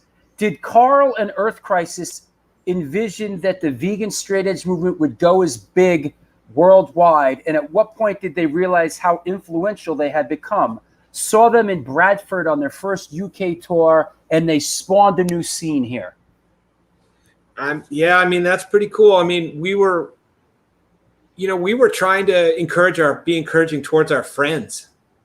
And when Guav said that he would put us out on his record label, he mentioned the mail order thing, but to me it was kind of far-fetched. I was just hoping that we could get 7 inches to like our friends. Here's our boy Federico, big supporter of the show. And I know this is a tough one. This is a tough one to answer. You gotta finesse it. But favorite country to play in? Let me rephrase that. What are some of your favorite places around the world that when you see them, sort of on the itinerary, you go, oh wow, I can't wait to get back there. Well, obviously, I love America, but I mean, Japan is right there too. I love Japan. I love the culture and just how much passion they always have for everything, and their bands are great too. So yeah, Japan and America, there's 2 crowns. There's 2 answers to that. Fantastic. Let's talk a little bit about, you've done a lot musically aside from Earth Crisis through the years. You've been absolutely proficient, in all the other stuff, in a lot, you always keep it moving. Let's talk a little bit about Freya and really what you're doing now with Apocalypse Tribe. Yeah, well, Ethan rejoined Freya about 2 years ago, and we started writing the album that we completed a couple months ago. So Bulldog and Eric are back in the band, and Ethan's back in the band, and he's the the chief composer for that. And with Freya, it's every album has always been a different musical experiment. So it's different than Earth Crisis. It doesn't really sound the same. Right. We combine different styles. And what we did with the record that we just wrote was we returned to the point in time when we did the split with Hoods. And then we did the follow-up album called Lift the Curse, which Ethan, Eric, and Bulldog wrote together. So it's basically like part 2 of that record. And I'm really proud of it. And I unified with our Earth Crisis sound man, Eric. Uh-huh. And we started a band about 5 years ago called Apocalypse Tribe. And, one thing that I've always done with Earth Crisis with a song like End Begins or Overseers was kind of try and look into the future. Like what could happen next? And that's basically the premise that every song and every record that Apocalypse Tribe has done and will do is based off of. What if?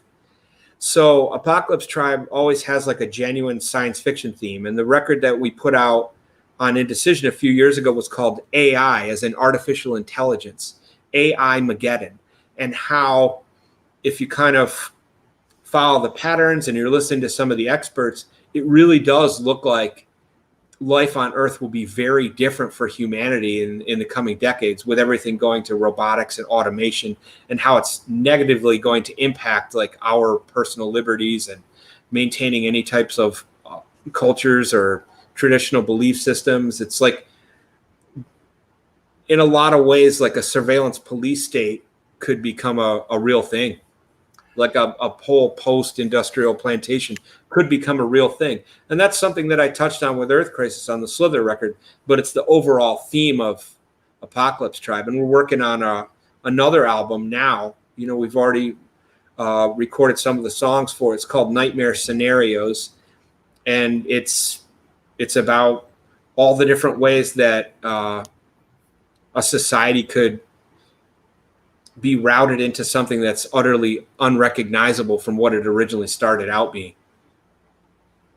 Being a little bit of a historian myself, I sort of, you look at the advances in technology and how, things sort of just, they double down constantly. You look at where things were at, and, I'm a bit of a World War II buff and very, how things, the 50s, the 60s, the 70s, and things are moving fast now. Technology, things are moving incredibly, horrifically fast when it comes to technology.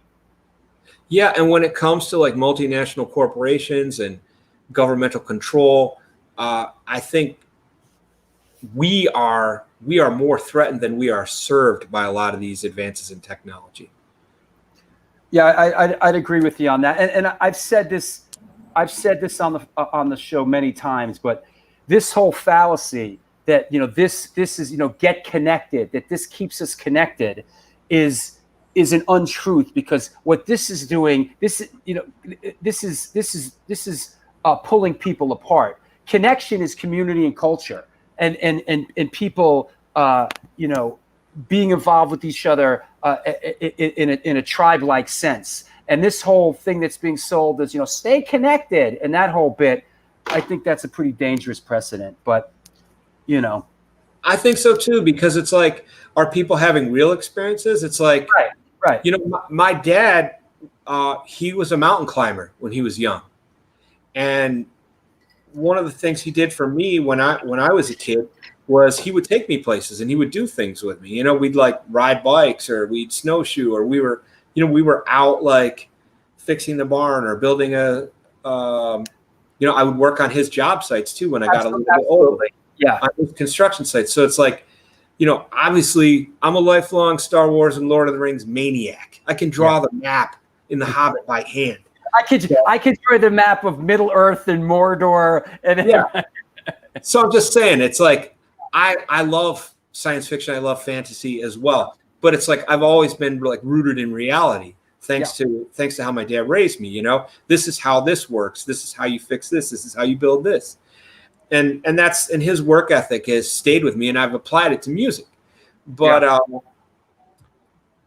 I'm fortunate for that. And I fear that a lot of kids now, it's like if they're just growing up with social media and they're just growing up with video games, where you get kind of a sense of an adventure or a sense of an achievement, it's not necessarily a good thing if there's too much of it.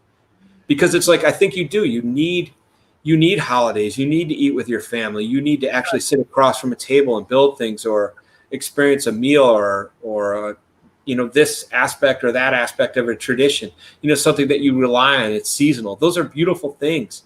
And, we can't just like, quote unquote, like cancel culture style, delete each other if we disagree about this or we disagree about that. It's like, I don't think that's healthy for humanity. I don't think that's healthy for society. I don't think it's healthy for an individual.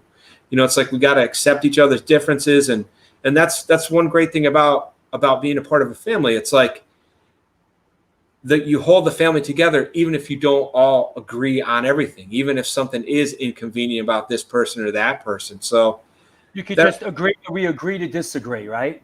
Exactly. Yeah. And we can still see the humanity in each other and be friends and love each other and be brothers. You know what I mean? Absolutely. I absolutely do. And, a strong testament to that is, a while back, we got A7 shows happening again, and this really great sort of bond happened there because it's a lot like, you remember the old CBGB's matinees, because it's a place for people to come on Sunday, and people would come. Sure, there's music, but they'd hang out outside. They'd connect with each other, and that's the human connection there. Not going, swipe, like, blah, blah, blah, and that nonsense. Yeah, and that's important too. It's like I mentioned earlier in the interview. It's like, the fact that Scott and Dennis and myself and Bulldog were all on the original Firestorm 7-inch. And Bulldog's brother Eric was playing in a band called Bone Jack that we'd go out on the road with, and he would roadie with us. It's all the same guys, we got to experience youth together. We got to experience being in our 30s and now our 40s, and we're all heading into our 50s now together. I mean, that I feel like that is like the beauty of the tribal culture that is hardcore. It's not like just like your friends on the softball team or the guys you maybe go to a bar with after work. It's like, we really did create something together. We really did experience something together. And I think it made our friendships like incredibly strong. Right on. I got a picture for you, and we'll take another question or two. Here's a guy that turns up to be a real supporter of the band and lover of your band, and that's this guy here. That's Freddie Madball, who really is really waves the Earth Crisis flag. You have a long history with him? We do. I mean, Madball is definitely our favorite band to tour with. Mm-hmm. Which is interesting in itself, bro. Right? I mean. Well, they're great guys. I mean, between them and Agnostic Front, I mean, no one's written better records too. I mean, they're awesome to watch every night. Yep. Here's a question from our friend Dale. Karl, do you recommend any new young bands coming through in the straight edge hardcore ranks? Do you think it means what it did to you back in the day to them, or do you think they're just emulating Earth Crisis or Minor Threat or whatever?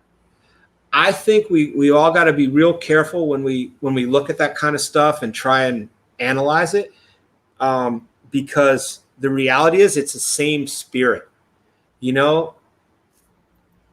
it comes to Eco Strike or Clear Cut or any of the new younger modern straight edge bands, like, they're feeling the same thing that we did. They're feeling the same thing that like Minor Threat and SSD did.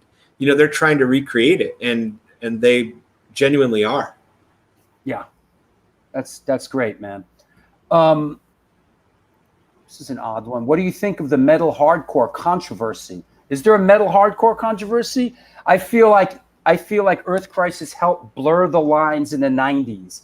I mean, I saw, I mean, I was doing some research and I saw the word metalcore kind of come up associated with Earth Crisis. Is that a fair association or metalcore? Well, I mean, I understand people like distinctions. You know what I mean? Right. Yeah. They like when there's certain borders or boundaries, and I get it.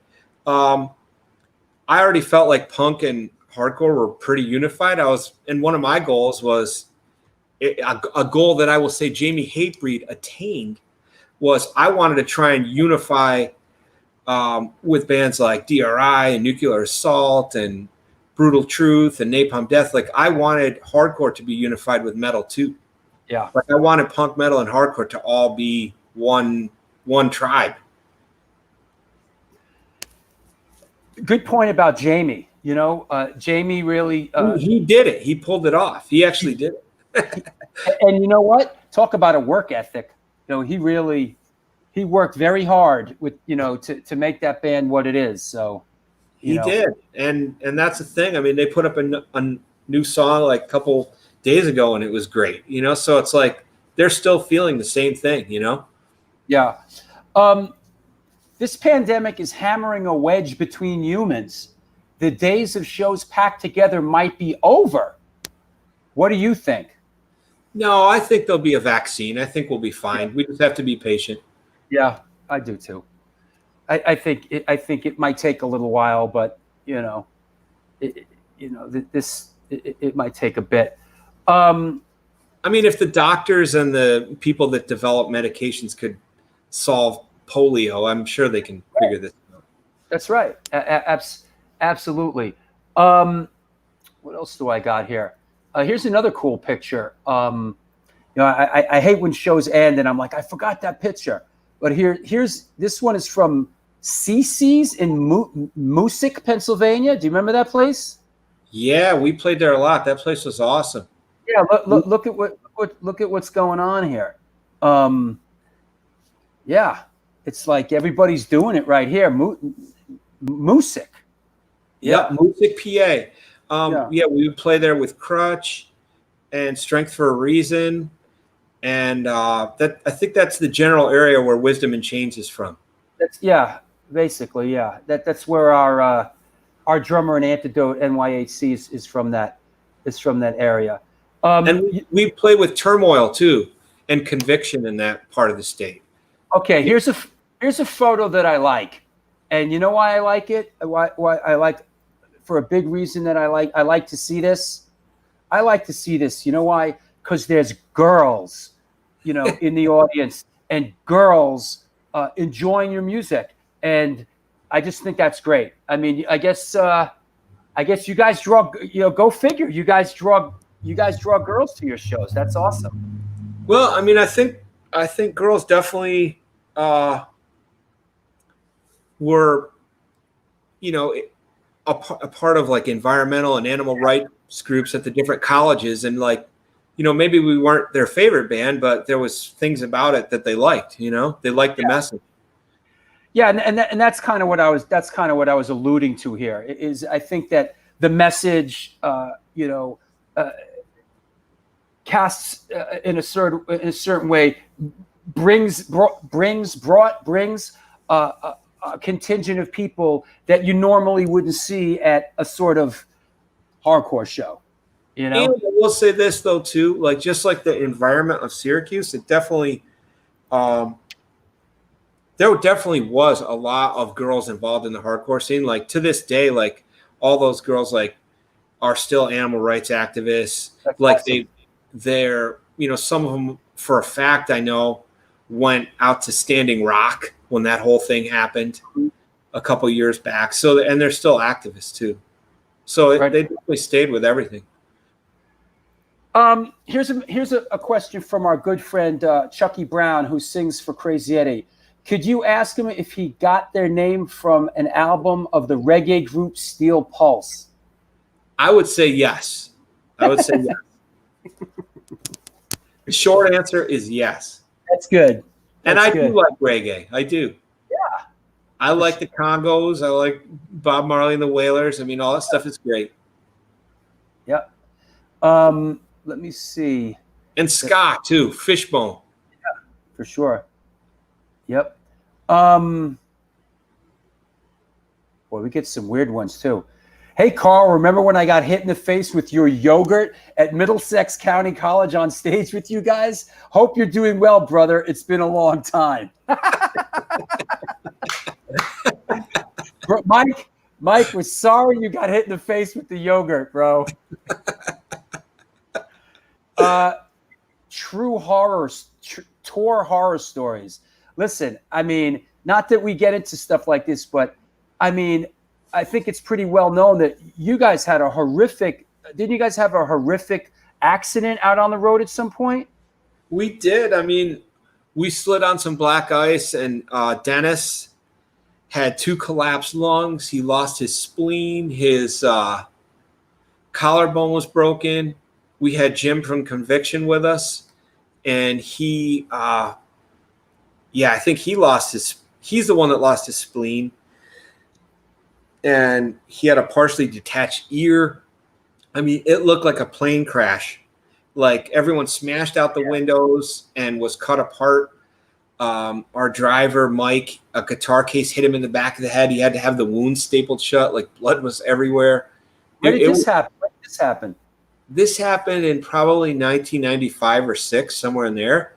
Where? And, I'm sorry. It happened in Yakima, Washington State at the down out of the mountains in a blizzard. Yeah, and to Dennis's credit, I mean, he always stayed in shape. He was a martial arts instructor and a snowboard instructor, and I think that's what saved his life. That and God saved his life that day. Wow. The first car that pulled over was a nurse on her way back from doing an overnight shift. Oh, man. Yeah, and then the ambulance took him, and I mean, the fact that he came back, because he could have called it. He could have been like, you know what? Earth Crisis was fun. Thanks, guys. Would have preferred a better ending, than a horrific crash and a horrific injury. But, I mean, he came back and, he broke more season ends, which is probably some of our lifelong fans' favorite drumming of his. Like when we're playing the song More Season Ends, I'll look down from the stage and I'll see kids doing the fills in that song. Wow. That just gave me chills, bro. I mean, that's as heavy as it gets in this business that we're in, man. I mean, that's like every band's nightmare to go through something like that, to see one of your loved ones hurt like that. That is horrifying. And it's just a true testament to just you guys just kept going and stuck with it. And that's incredible. I know. We weren't worried about yogurt. Believe me, that was never an issue. Here's our friend Chucky. Were you invited to address Congress about teens and substance abuse? I spoke at I think it was an MTV panel, and there were politicians there, and there was I can't remember his name. He's a black guy, and he was actually from DC, but he was a politician of some type. And he said at the end of the lecture, he came up to me and he goes, "So you're a straight edge band like Minor Threat?" I said, I wish we were a straight edge band like Minor Threat. I was like, that is insane, because the guy was wearing like a shirt and a tie. But he was a DC politician? Yeah, and he knew who Minor Threat was. Listen, Minor Threat, Minor Threat was, and there were kids in that DC scene whose parents, worked for the government. I mean, the one of the guitar players in Marginal Man, Kenny, I don't know if I'm pronouncing his name right, Inuaye. His father was Daniel Inuaye, who was a very decorated World War II hero, who ended up being I think he ended up being the ambassador to Hawaii or congressmen. So those guys had parents that were, you know, in DC, a lot of people are working, you know, for the government in one form or the other, you know. So for sure. Yeah, here you go. Here you go. Most of DC kids' parents are lobbyists and diplomats. Yeah, pretty wild. Yeah. It really. Yeah. And here it goes. Marginal Man was an awesome band. Hey, let's not go there, kids. Let's not go down in that. Yeah. Earth Crisis has drawn major media attention from so many: CNN, CBS, and the New York Times. On that, as we're winding it down here, what is the future looking like here? What are your hopes and dreams? For music, you mean, or? Yeah, I mean, both. Let's do music and let's do in general. I think as of right now, I think I've probably done about 27 records over the last 30 years. You know, some of them are 7 inches, some of them are full lengths. Right. And I look at a guy like Keith Morris or Lemmy, and I think, you know, these guys are incredible. You know what I mean? Like Keith Morris is still an amazing frontman. Like you can do this forever if you stay in shape. And Lemmy, before he passed away, I mean, they were still recording amazing records. So my goal is to be a lifelong musician, you know, and find new ways to forward these messages and these ideas, and, you know, just kind of travel in different vehicles and be specific with certain things. So that's my hope for music. And, you know, my hope for the world is that, you know, I hope that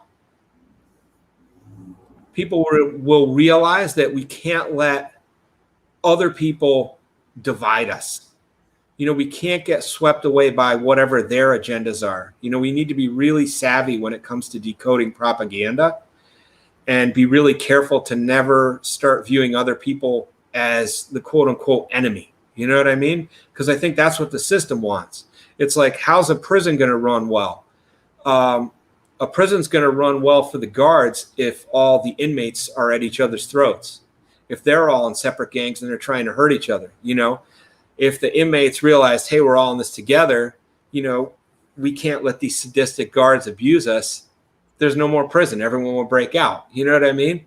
Mm-hmm. And that's the way I feel like society is kind of being structured right now. It's like they're trying to keep it's almost like a prison model. It's like they want us at each other's throats. So we're not paying attention to the fact that, like, well, maybe technically minimum wage is higher than it was, but we still have less. We still have less money. We still have less benefits. You know what I mean? Yeah. We're still, you know,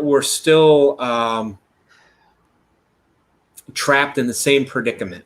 So we need to be really careful not to turn against each other and not let other people kind of be the puppet masters. Well, it's definitely a very hey Mook, is that Mook? Hey, that's Mook. Mook. Hey Mook, come say hello. How you Give doing? him a wave. How's it going? How's everything? Good. Spilling my coffee. Hold on, let me get this banner out of your face so we can see you better. What's happening with the band? Everything cool? Everything's good, man. You know, the drummer, the other guitar player, and the bass player, we just been writing nonstop throughout this whole thing. You know, I've set up this little command center here, spent a bunch of money on equipment, and we're just writing, getting ready to put out some new material. So, you know, it's a bummer that we put out the last record and we played one show, and then we were going to play with Sick of It All and Agnostic Front, and then COVID, and then nothing. So now it's just like, hurry up and wait. We're just not wasting any time, charging forward, you know? There you go. Listen. Hey, here you go. I'm hi from Poland, Mook. See, you got your people. Hey, Mike, how you doing? Mike's been a fan for a while. You know, I did a band with Dan Johnson. Devil His Due. Is that right? I started talking to Mike, and he's been an awesome dude. And for God, like 10 plus years now, we've been communicating. So hello, Mike. How's it going? Good. Well, great, Mook. You know, we can't wait to hear some new stuff, and you guys will have to come down to New York City and you know and play the A7. You know, when when this thing settles down. We'd You know, love to, man. Thank you so much for having us. We really appreciate it. it's my pleasure, Mook. I'll talk to you soon. All right. Ciao for So- now. Hey, Carl, let's bring on our people and let's say our goodbyes. All right. Buskie, you're coming on. Rat Bones, Steven Messina, here we go. Buskie, what's up? Rat Bones. Steven, what's happening? What's up? How about you, Steven? How you doing? You heading home? Yeah, just got onto the train heading home. That was a good show. Not too bad. That was great. Great. You know, always great stories. I was thinking I wanted to ask Carl if you've heard our friends in a band called Locked Inside. Oh, have you heard them, Carl? That's our boy Ed McCurdy. Awesome. Yeah. That's like the new straight edge A7 band. Really, really good. Yeah. Beautiful. For sure. Rat Bones, what do you got for Carl? Hey, Rat Bones, you got to tell that story, man. Let's hear it. Come on, Rat Bones. Yeah. I want to say first, Karl, your message is really good, and I like that you talk about unity, not division. And I'll admit, I'm from the old school, so maybe when you guys came through, I'd been around already over a decade, and maybe didn't take your message as serious as now that I see like what you're doing is so good. You know, you're here to help humanity. You know, hope not hate. So I think that's pretty cool because a lot of us old cats, we just did what we did. You know, I didn't have no message. I never been like a activist type of person. I'm just a punk rocker. That's what I do. But it was really cool hearing you talk, and good seeing you. I want to hear the story, bro. All right. I wanted to give the guys some props. Hold on. Hear it. We were on tour with, it was Crown of Thorns, Damnation AD, I want to say, was on that tour for parts of it. And it was Downset, Earth Crisis, Crown of Thorns. And one time we were way out in California where it was like all open, and it was a huge hill with the expressway. And we got in these big tractor trailer tires that were hollowed out. There was no rim. And I got inside the tractor trailer, so I ran down the hill, busted through the fence into the parking lot, hit the building. Crazy. I think I got launched out of it once, like I got hurt. It hit a rock and bumped. We were doing jackass waiting for those guys. Well, those were the good old days when you could stuff yourself in a tire at a hardcore show. One last thing. The other really cool thing about that tour was every gas station we stopped at, the Scarhead guys, we would all steal the Crown of Thorns boys. We would Star Wars was reintroduced into theaters, and Downset was using that as an intro every night. And then when we got to California, they had it on big projectors, and they played the whole like trench scene before they opened on all these monitors. It was cool. And we stopped at every gas station and had all these signs for Mountain Dew of full-size Star Wars characters. So we had like Chewbacca, Stormtrooper, C-3PO in the windows of the van. All these, we would rip them off the fences and jump. It all goes back to Star Wars. In the universe, it all goes back to Star Wars. But those are good times, and I'm really glad to see you really holding the torch for something that you believe in, Karl. That's really cool. It was good to hear you speak. Hey, Buskie, that was a pretty great show, huh? What do you think? Great. Yeah, good one. Good pictures. Like I said, I'm glad you got some of those pictures out there. There were some good little pictures in there. Did we do the Syracuse scene justice or what? You did. There's more to talk about. That's the thing. You know, there's plenty more. Syracuse upstate in general, between Buffalo, Syracuse, and Albany.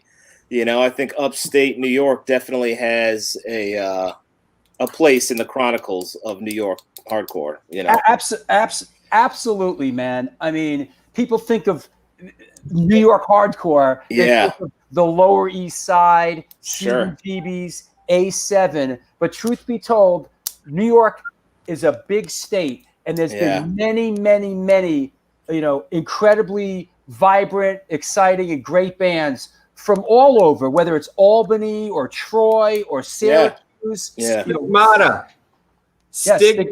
Stigmata, right. Zero tolerance. Stigmata, zero tolerance. Bent. Hunger Artist, Juvenocracy, One King Down. Yeah, Upstate has amazing bands. Always had amazing bands. Yeah. Brick for Brick, Brick by Brick, excuse me. Yeah. Yup. Yeah. You know, Yup. Brick by Brick. I mean, there's still there's a lot of them. Yeah. So I just want Betrayed. Oh yeah, Rochester. Yep. Yep. just one last on the way out here. Everybody out there, please pick up An Attitude Exhumed Earth Crisis Smash or Be Smashed. It's available at www.anattitudeexhumed.com. Also, anybody in New York City, Generation Records has copies too. Okay. So if you don't want to do the mail order thing, Generation has copies. Okay. So you can get it there. Look, it's all coming in now. Here you go. Despair, Polar Bear Hardcore, Section 8. Yeah. One King Down. Sure. Despair, Dying Breed. Yeah, think about Dying Breed. Murderers Wartime Row. Manor. Murderers Row.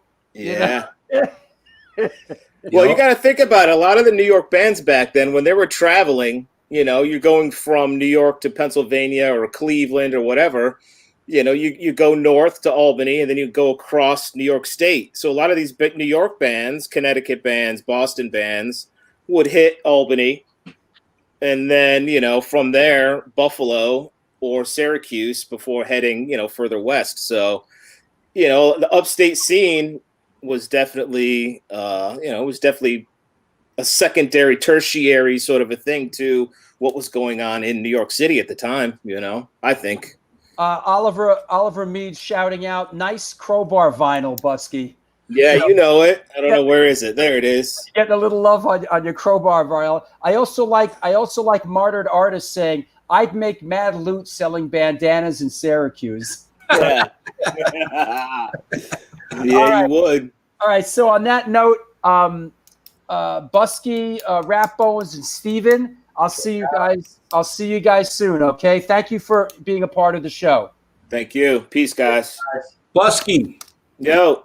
Thank you for doing the zine, man. It's a very, very cool thing to see all that history, you know, captured into one booklet. It really is. We are honored that you went through all that time and trouble to put that together. It really came out great.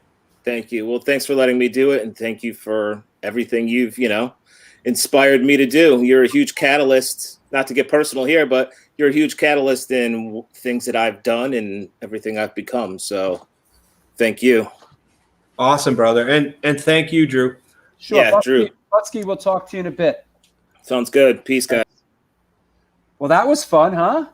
Definitely, man. Thank you for having us on and for letting me talk about Earth Crisis and Freya and Apocalypse Tribe. It was my pleasure, man. And I really enjoyed having you on. I know we talked a little bit about, you know, the possibilities of you know, maybe down the road of a documentary, an Earth Crisis documentary. And I just want to let you know that, it's something that I'd love to do. I think there's a rich, vibrant history there. And hopefully we'll be able to have a dialogue about it into the future, you know? Yeah, I think it'd be great. Cool. Thanks again, man. Take care of yourself. All right. And thanks to everybody who watched this. And yeah. Anybody you need to shout out. I mean, I'll shout out everybody. You know, thank you, Drew, for documenting New York hardcore history with all the different bands. I mean, I like this show. I discovered this show on my phone a couple years ago, and I think it's awesome. So I'm really stoked that you included us in this. And, you know, thanks to everybody that has supported and appreciated Earth Crisis and Path of Resistance and Freya and Vehement Serenade and Apocalypse Tribe and 1,000 Drops of Venom over all these years, you know, like me and Scott and Dennis and Bulldog and Eric. You know, we thanks to you guys, have been allowed to live the life that we dreamed of having when we were teenagers, you know, being able to be in a band with friends and, you know, vent out our anger and express our thoughts and our ideas and just kind of try to put together some type of a philosophy to alleviate whatever bit of suffering in the world we could with our friends, you know, and we're really thankful to everybody that values us and what we do. Fantastic, man. I'll talk to you soon, man. All right. Over now. Take care. All right. You too. Woo! Wow. What a great show. That was really, really great. What can I say? I'm really blessed. I have an opportunity to do something that I love and to bring something to you people. And we have a great community here. We got something really great going on. So I want to thank everybody for your support, for supporting the show. And man, it just gets better and better. You know, it really does. So, you know, it was a good one. Hey, Scandato, you're coming up soon, bro. Mark Scandato from Shutdown, you're coming up. Yo, I learned a lot today too, man. I really did. That was a really, really great show. Yeah, thanks, Philip. Slimy Slim, my man, my patron. Hey, by the way, in the middle of the show, I want to shout out my new patron, Gregory Ivany. Thank you, man. Thanks for coming on board, and thanks for supporting the show. You know, Funicula, brother. Check out Your Core Hardcore fan page on Facebook. That's Funicula's thing. It's a great page. He's doing great stuff over there. So go check that out.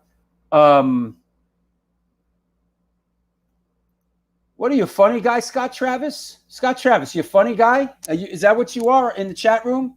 You a funny guy? Huh? Is that it? I guess so, huh? Thanks, Zaretsky. I appreciate it. And everybody, that was just a great show. Bananas, thanks. You know, everybody, man. Yes, thank you, bro. That means a lot, man. It really does. You know what? Hold on. I'm gonna put my hat on. I'm gonna be making an exit. Matthew Melnick, did you fold out laundry, bro? You know, stuff people do while they watch the show, right? Fold laundry, you know. Yeah, Scott, for sure. I know. I was just busting your chops. Karl was great, man. And everybody. So that said, once again, we will see you on. We'll see you on, what's today? On Sunday. We'll see you on Sunday for Channel 3. Until then, do good things and good things will come to you.